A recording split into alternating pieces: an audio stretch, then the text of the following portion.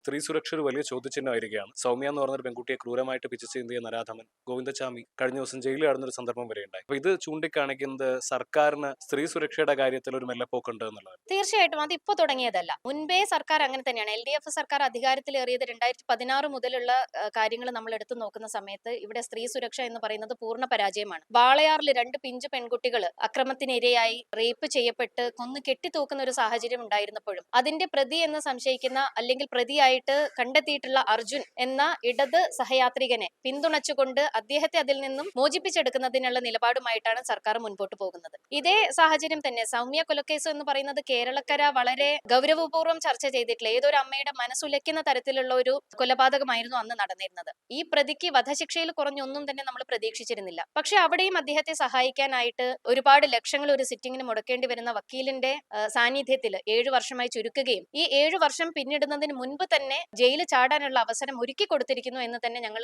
ഉറപ്പിച്ചു പറയാൻ ആഗ്രഹിക്കുകയാണ്. ജയിലിൽ ചാടാൻ അവസരം ഒരുക്കി കൊടുത്തു എന്നാണ് പറയുന്നത്. അതിന് അയാൾക്ക് സഹായം ലഭിച്ചിട്ടുണ്ടെന്ന് കരുതുന്നു. തീർച്ചയായിട്ടും ഒരു സഹായം ലഭിക്കാതെ ഒരു അംഗപരിമിതിയുള്ള ഒരു വ്യക്തിക്ക്, ഒരു കൈയില്ലാത്ത ഒരു വ്യക്തിക്ക് ആ വ്യക്തിക്ക് ചാടിക്കടക്കാൻ പറ്റുന്ന തരത്തിലാണെങ്കിൽ എങ്ങനെയാണ് അതീവ സുരക്ഷിതത്വമുള്ള ഒരു ജയിൽ എന്ന് സെൻട്രൽ ജയിലിനെ വിശേഷിപ്പിക്കുന്നത്? അപ്പൊ മറ്റു ജയിലുകൾ അത്ര സുരക്ഷിതമല്ല എന്ന് കരുതിയിട്ടാണ് സെൻട്രൽ ജയിലിലേക്ക് ഒരു അംഗപരിമിതിയുള്ള ഒരു വ്യക്തിക്ക് ചാടാൻ സാധിക്കുമെങ്കിൽ ആ ജയിലിന്റെ സുരക്ഷിതത്വത്തെ തന്നെ നമ്മൾ ചോദ്യം ചെയ്യുകയാണ്. ഇതിനുശേഷം ഇപ്പൊ വന്നിരിക്കുന്ന പല വാർത്തകൾ എന്ന് പറയുന്നത് ഞെട്ടിക്കുന്നത് തന്നെയാണ്. അവിടെ ഒരുപാട് ഒഴിവുകളുണ്ട്. കാവൽക്കാരില്ലാത്ത സ്ഥിതിയിലാണ് ഇന്ന് ജയിലുള്ളത്. അവിടെയുള്ള ഒഴിവുകളൊക്കെ നികത്തിക്കൊണ്ട് സുരക്ഷിതത്വം ഉറപ്പുവരുത്തേണ്ട ചുമതല ഏറ്റെടുക്കേണ്ട ഭരണകൂടം അതിൽ നിന്നും പുറകോട്ട് പോകുന്നത് കൊണ്ട് തീർച്ചയായിട്ടും ജനജീവിതം, സ്ത്രീകളുടെ സുരക്ഷ ഇവിടെ ചോദ്യം ചെയ്യപ്പെടുന്ന സാഹചര്യം തന്നെയാണ്.